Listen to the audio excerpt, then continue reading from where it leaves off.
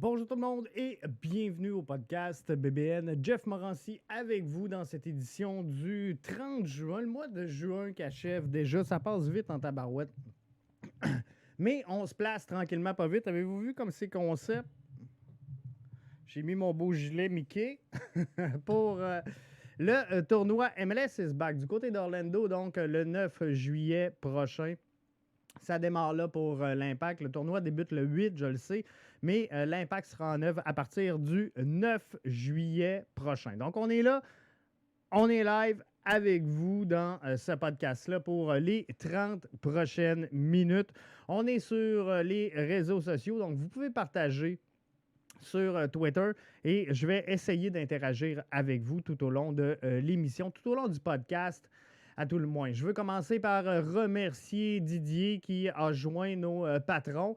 Donc, merci à toi, Didier. C'est grâce à des gens comme toi qu'on va pouvoir continuer et aller donc chercher de la croissance, chercher du maintien. Ça s'en vient bien, ce qu'on produit ici au podcast BBN, mais c'est avec le support des patrons qu'on va réussir à continuer et à offrir davantage de contenu de qualité. Donc, merci à Didier qui se joint à Stéphanie qui avait soutenu la cause un peu plus tôt cette semaine. Dans le plan de match aujourd'hui, on va juste parler du match face aux Revs de la Nouvelle-Angleterre. Match prévu le 9 juillet prochain sur le coup de 20h. Un match qui vous sera présenté du côté de TVA Sport. Et c'est sûr que nous autres aussi, on va vous faire une petite couverture, donc un petit avant-match, un petit après-match. Et on va essayer de fitter tout ça pour que ça fasse du sens et qu'il y ait de l'interaction avec la fanbase, avec l'auditoire du podcast. Donc, ça va être vraiment intéressant de suivre ce match-là et de voir est-ce qu'on peut battre les Revs de la Nouvelle-Angleterre le 9 juillet prochain. Moi, sincèrement, là, je commence à penser que oui. Hein. Et si je regarde, on a joué au Stade olympique devant un petit peu plus de 21 000 personnes le 29 février dernier. Et je pense sincèrement, je vais être franc avec vous autres, l'Impact n'avait pas à ce moment-là la profondeur qu'elle aura lors du tournoi MLS is back. Il faut comprendre une chose. On passe d'un line-up de 18 joueurs à peu près à un line-up de 23 joueurs où on aura le droit à 5 changements. Ça fait énormément de différence pour les clubs, pour les formations qui auront le plus de profondeur. Et ça, ben, l'Impact en a. Fait que ça tombe vraiment bien. Alors, on va regarder de quoi on va se transposer là, au match qu'on a affronté les Revs en début de saison. Et on regarde les alignements de départ de chaque côté. Donc, on avait Diop devant le filet, Waterman, Fanny, Binks, Broguillard, Piet, Tyler et Corrales. Uriti, Kyoto et Boyan. Donc, un genre de 3-4-3 ou un 5-2-2-1. Appelez-le comme vous voulez. Rendu là, ça m'importe peu, mais vous voyez très bien le schéma. Mais on sait que Broguillard et Corrales là, pouvaient agir comme quatrième et cinquième défenseurs respectivement. Donc, ça pouvait ressembler à ça. Mais un 3-4-3 comme ça, moi, je pense que ça fait vraiment du sens. Et pour les Revs, ce qu'il faut faire vraiment attention dans le match qu'on va jouer le 9 juillet prochain, c'est le fameux triangle Bunbury, Boo et Buxa. Donc, tu sais, Bunbury, un excellent joueur canadien. Boo, un Argentin qui également est capable de tirer son épingle du jeu. Et bien sûr, Buxa, le joueur désigné, 23 ans, Buxa, joueur désigné, arrivé avec le Revs le 20 décembre 2019. Il a suivi les traces, entre autres. Si je vous dis Lewandowski, ça vous dit sûrement quelque chose. Le joueur vedette, un des joueurs vedettes avec Alphonso Davies, bien sûr, du Bayern Munich. Un des meilleurs marqueurs du championnat allemand. Donc, c'est vraiment le triangle qu'il faudra surveiller.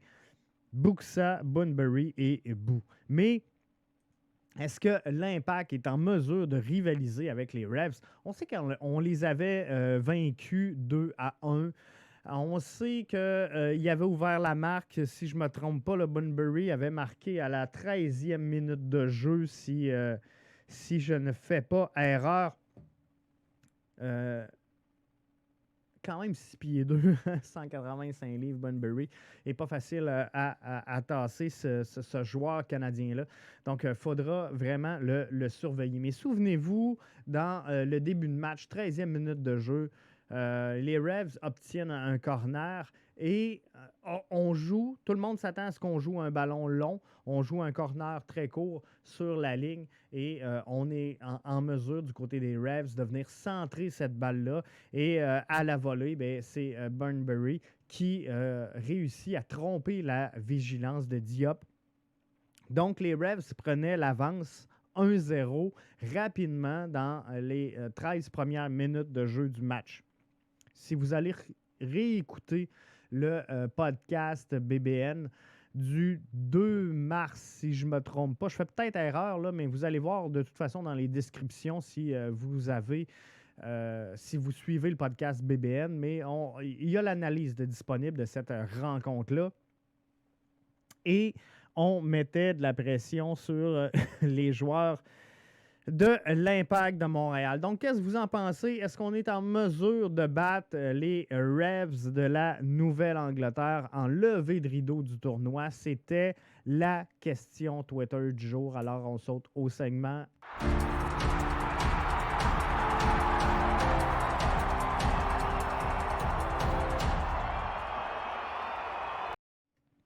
Question Twitter du jour. Est-ce que l'Impact de Montréal gagnera son premier match face aux Revs du côté de Orlando? La réponse, elle est claire. Elle est presque unanime. À 70%, c'est oui. Non à 9% et une nulle à 22%. Sincèrement, on est en mesure de battre les Revs de la Nouvelle-Angleterre. Moi, je vous le dis, ça va être, sans dire que ça va être facile, ça va être très jouable. Et vous le savez, là, dans cette ronde qualificative-là, l'important, c'est de mettre la main sur les 3 premiers matchs. Donc, les 3 premiers affrontements seront très, très importants pour l'Impact de Montréal. Pourquoi? Puisque les 3 matchs de la ronde qualificative sont les matchs qui comptent au classement. Donc, qui seront comptabilisés à la fiche de l'Impact, peu importe ce qu'il va arriver. Donc, c'est super important que l'Impact tire son épingle du jeu dans les 3 premiers segments, dans les 3 premiers matchs de cette rencontre-là. Et si je reviens encore au match du 29 février dernier où l'Impact avait réussi à battre le Revs de la Nouvelle-Angleterre du côté du Big O. On regarde ensemble l'alignement de départ de l'Impact, incluant, et là c'est important, incluant le banc. Et là, je m'adresse, là, je reviens 30 secondes. Je reviens à la question Twitter. Il y en a quand même 10% des répondants qui croyaient que l'Impact ne pourrait pas les battre et 22% qui obtiendraient un match nul. Donc, c'est à peu près 30% des gens qui ne croient pas finalement que l'Impact va être en mesure de tirer son épingle du jeu face aux Revs de la Nouvelle-Angleterre. Donc, on retourne au line-up et c'est là la différence. Quand je vous parle de profondeur, quand je vous dis l'Impact a ce qu'il faut pour gagner, regardez ça, le 11 de départ donc de l'Impact, Clément Diop, Joel Waterman, on avait Rod Fanny, Louis Binks, Zachary Broguillard, Sam Piette, Sam Taider, Corrales, Urruti, Kyoto et Boyan. Sur le banc, donc Evan Bush, on n'a pas le choix, c'est le gardien. Karifa Yao, Okwanko, Sedic, Jackson Hamel, Lapalainen et Shamit Shome. Donc, on a les 11 joueurs de départ, 12, 13, 14, 15, 16, 17, 18, 18 joueurs avec le banc. Donc, les 18 joueurs 18 joueurs qui composaient l'alignement. Ça va être 23 pour le tournoi du côté d'Orlando. Donc, 19, 20, 21, 22, 23, comptez-les comme vous voulez. On a le droit d'ajouter 5 joueurs pour cette rencontre-là. Et on a donc quand même une belle profondeur ici avec l'alignement des 18 joueurs qu'on a sous la main du côté de l'Impact de Montréal. Et là, rajoutez au line-up que vous avez entre les mains à ce groupe de joueurs-là, on en rajoute 5. Mettez-les sur le terrain si vous voulez. Mettez-les sur le banc en super sub. Mais on va avoir le droit, en cours de match, de rentrer 5 éléments sur 3 phases de jeu différentes. Donc, on pourra changer 2 joueurs, 2 joueurs, 1 joueur, 1 joueur, 2 joueurs, 2 joueurs. Comprenez-vous? Il faudra faire en 3 changements, 5 changements de joueurs. Mais on rajoute aux 18 qu'on a présentement Wanyama, qui est joueur désigné, donc qui ajoute tout de suite en partant une profondeur que l'Impact n'avait pas pour le match de début de saison, qui, je vous rappelle, l'Impact a remporté. On ajoute Wanyama, on ajoute Clément Bahia, qui n'était pas parti sur le line-up. On ajoute Camacho, on ajoute Raitala et on ajoute Balou Tabla. Donc, je pense que l'Impact, avec le groupe de 23 joueurs qui va composer son alignement, sera sans aucun doute en mesure d'offrir une belle performance du côté de Orlando en levée de rideau. C'est sûr que ça va être beaucoup d'actions, ça va être beaucoup de matchs en peu de temps, dépendamment d'où l'Impact peut se rendre à l'intérieur du tournoi MLS is back. Mais si je regarde là, rapidement comme ça, le 9, le 15 et le 21, c'est les 3 matchs de ronde qualificative de l'Impact. On a su aujourd'hui par Thierry Henry qui était disponible, qui était rendu disponible aux médias par une conférence, qu'il n'y aurait pas de match préparatoire, que son équipe était pas mal fin prête, à part peut-être deux joueurs qu'on n'a pas nommés, mais finalement, l'équipe va être pas mal game shape. Alors, Thierry Henry a énormément de confiance en sa troupe pour le tournoi MLS is back. Donc ça va être vraiment plaisant de suivre ça et de voir qu'on a un groupe dans lequel on croit présentement, de voir qu'on a un groupe qui sera composé avec cette pression-là. De gagner ces 3 matchs préliminaires-là, bien ça, c'est le fun. Et d'avoir 5 changements, ça permet de donner une latitude à Thierry Henry pour faire des ajustements en cours de rencontre, que ce soit de changer le schéma tactique, et je vais revenir sur le schéma tactique à l'instant qu'on avait tantôt. Donc, le fameux 3-4-3 qu'on avait utilisé contre les Revs, est-ce que c'est ce qu'on va voir? Peut-être pas, parce qu'il faudra, sans aucun doute, d'après moi, trouver une place à mettre Wanyama sur le 11 de départ. Donc, est-ce que ça va un peu brouiller les cartes ou est-ce qu'on va laisser Samuel Piette en super sub pour cette rencontre-là et rentrer Wanyama à la place de Piette? Il faudra voir tout ça. Ou il faudra peut-être changer là, le schéma tactique, comme je vous dis, et peut-être laisser un Waterman de côté pour mettre un Broguillard, Fanny, Binks et Corrales avec un Piet, un Wanyama en avant de tout ça. Bref, il y a du jeu, il y a des possibilités. Et c'est ça la beauté de la chose. C'est ça le plaisir d'avoir cette profondeur-là qu'a sous la main présentement Thierry Henry avec l'Impact de Montréal, chose qu'il n'a pas eu, que l'Impact n'a pas eu, et on peut reprocher bien des choses à Rémi Garde, mais sous sa gouverne, clairement, Rémi Garde n'avait pas les éléments que Thierry Henry possède présentement. C'est sûr qu'il faut trouver le lien qui va unir tout ça, mais on a un Maxi Urruti qui, depuis le début de la saison, joue en grande confiance. On a un Clément Diop qui excelle devant le filet. Bref, je pense qu'on peut aborder le tournoi d'Orlando avec une grande confiance. Ceci étant, il ne faut pas jouer au-dessus de nos têtes et il faudra faire attention à des points cruciaux sur lesquels on s'est fait prendre dans le passé et il ne faudrait pas que ça arrive pour le tournoi MLS is back. Donc, c'est quoi qu'il faut absolument, les clés du succès, on va l'appeler comme ça pour le tournoi MLS is back. Bien, dans un premier temps, il faudra que l'Impact de Montréal débute le match au coup de sifflet de l'arbitre. Ça, c'est primordial. Il faut absolument que dès qu'on va siffler le début de la partie, que l'Impact se mette en branle. Moi, je veux voir un bloc super haut qui va mettre énormément de pression sur la brigade défensive qui risque de ressembler à Jones, Kessel, Farrell et Bay. Donc, il faut entrer là en surnombre et venir jouer soit le centre ou l'intervalle. On a Brault-Guillard et Corrales qui sont capables de donner énormément de vitesse dans les deux couloirs latérales. Donc, ça, c'est merveilleux et de ramener tout ça au centre, soit sur un Kyoto qui est très, très fort. Et on l'a vu, hein, le match face aux Revs, c'est exactement ce qui s'est passé avec un but de la tête.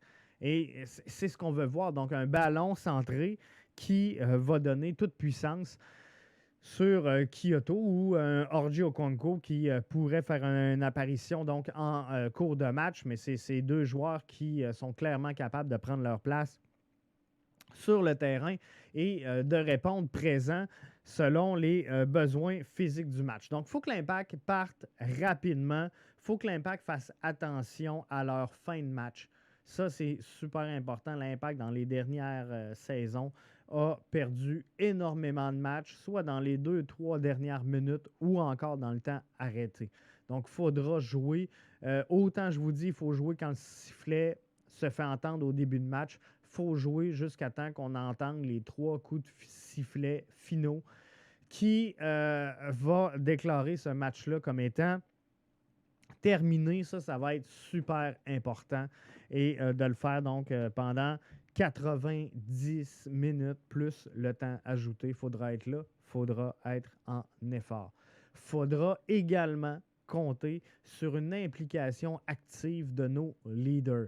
Moi, ce que j'ai reproché aux joueurs de l'Impact dans les matchs de la saison dernière, et je vous dirais que ça inaugurait bien. On a joué juste 2 matchs cette saison-ci, mais on s'en allait clairement dans le bon sens du côté de l'Impact.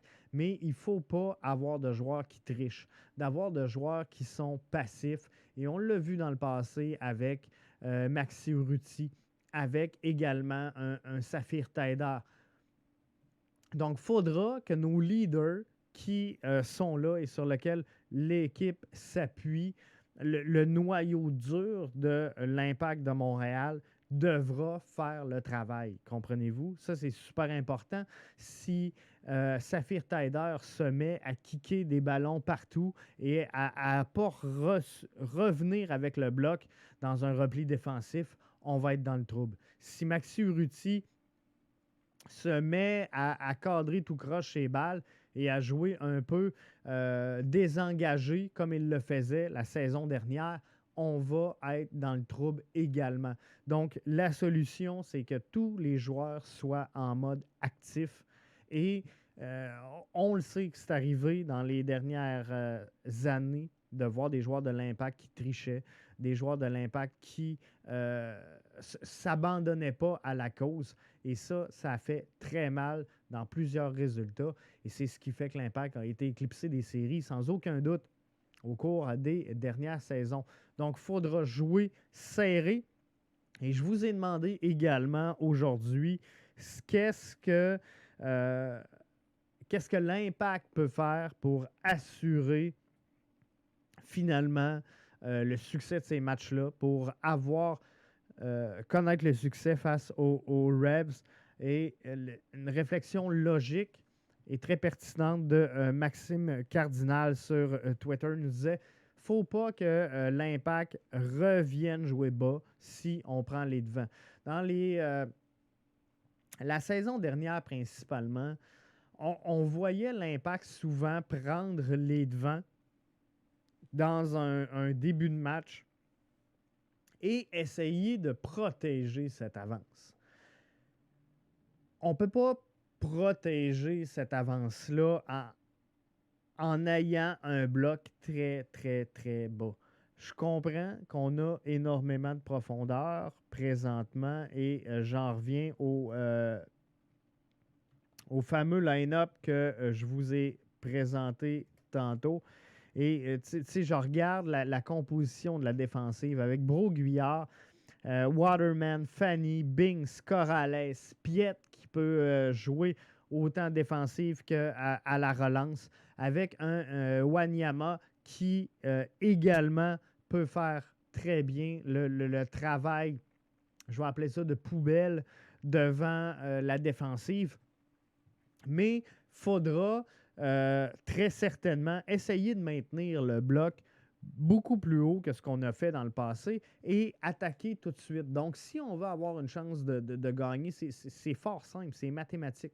Plus tu vas reprendre le ballon haut sur le terrain, plus tu vas mettre les chances de ton bord de repartir l'action et d'aller finir finalement et d'aller conclure ton action. Donc, d'attendre et de se faire écraser dans le fond de son territoire n'est peut-être pas la bonne solution pour l'Impact de Montréal. Et avec la profondeur qu'ils ont présentement, ils sont très capables de reprendre défensivement et d'aller cadrer les joueurs qui tentent une relance du côté adverse.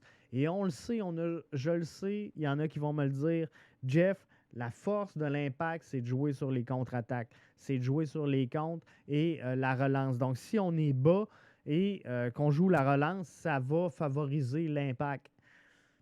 Je ne veux pas jouer sur la relance.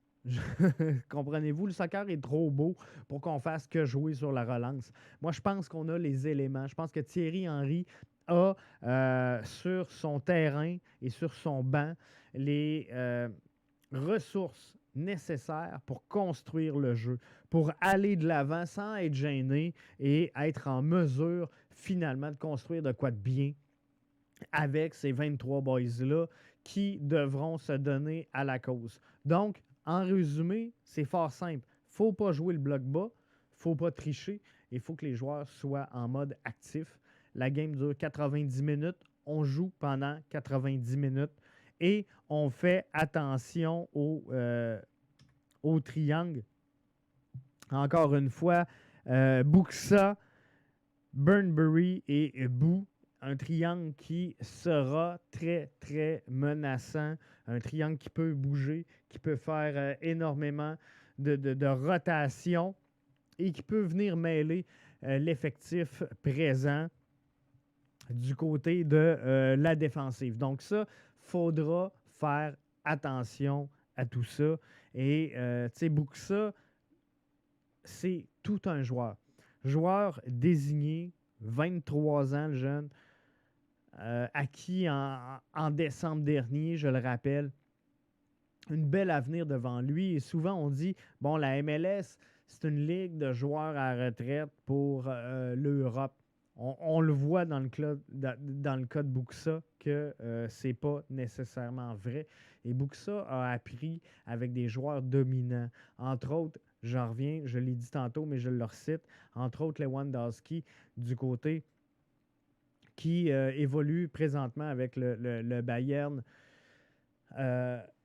en Bundesliga. Donc, il a appris il est capable de belles choses et moi, je pense que cette saison-ci, Buxa va surprendre plusieurs personnes. Donc, s'il sera sans aucun doute le joueur à surveiller, à tout le moins un des joueurs très menaçants à surveiller du côté des Revs de la Nouvelle-Angleterre, mais je fais confiance également en Thierry Henry et en ses hommes, et je pense sincèrement qu'on est capable de mettre la main sur cette victoire-là. On l'a fait le 29 février dernier, victoire de 2-1, début de Ruti, et C'est Kyoto ou Okonko qui avait marqué. Je ne peux pas le confirmer, là. Puis s'il y en a qui sont avec nous, je vous invite à nous le dire. Sinon, c'est pas grave, je corrigerai dans, dans l'édition de demain. Mais quoi qu'il en soit, on l'avait emporté 2-1 et avec la profondeur qu'on rajoute, donc je vous le dis, là, on l'avait un pas pire line-up. Je vais juste essayer de le retrouver. Vous le voyez, ceux et celles qui sont en live vidéo avec nous. On avait un pas pire line-up, mais on rajoute à ça Wanyama, on rajoute Bahia, on rajoute Camacho, Raitala et Balou. Moi, je pense sincèrement que l'Impact de Montréal aura tous les atouts qu'il faut dans ses mains pour remporter la victoire face aux Revs. Là-dessus, je vous invite à joindre, à vous greffer à ma gang de patrons. Devenez donc mon boss. Devenez patron. Il y a 4 forfaits, 1 pièce par mois, 3 6 9 donc vous avez le choix amplement. Dès demain, on met en ligne le contenu. Alors, je vous invite à faire comme Didier, entre autres, comme Stéphanie, et à vous joindre et à soutenir le podcast BBN et BBN Media pour qu'on continue de travailler fort à vous produire du contenu de qualité. Clairement, on s'en va dans le bon sens. On le sait. On a tracé la ligne et on sait où est-ce qu'on s'en va. Il y a encore des beaux ajouts à venir, des beaux éléments. Donc, je vous invite à nous suivre, patreon.com/bbnmedia. Venez nous soutenir par là. Sinon, suivez nos réseaux sociaux. Vous allez avoir toute l'information. Et souvenez-vous, une chose la plus importante en terminant, c'est que malgré la campagne Patreon, tout ce qu'on produit du lundi au vendredi, vous le savez, le 30 minutes de rendez-vous foot qu'on a ensemble en ce moment et que vous retrouvez depuis la saison dernière, il va continuer d'être là, il va continuer d'être offert gratuitement. Le reste, ça va être du bonus, ça va être du gravy pour nos membres et nos patrons. Donc, là-dessus, je vous invite à nous suivre, que ce soit sur YouTube, que ce soit sur le site internet de la station bbnmedia.com, sur Facebook, sur Twitter, sur Instagram. On est sur à peu près toutes les plateformes. Et je vous donne rendez-vous mercredi 1er juillet. On va être là quand même pour une autre édition de votre podcast BBN. Donc, suivez ça, répondez à la question Twitter et partagez. C'est le fun de voir cette interaction-là qu'on est en train de mettre. Merci à tous ceux qui nous soutiennent et qui nous écoutent. C'est grandement apprécié. Bye, à demain.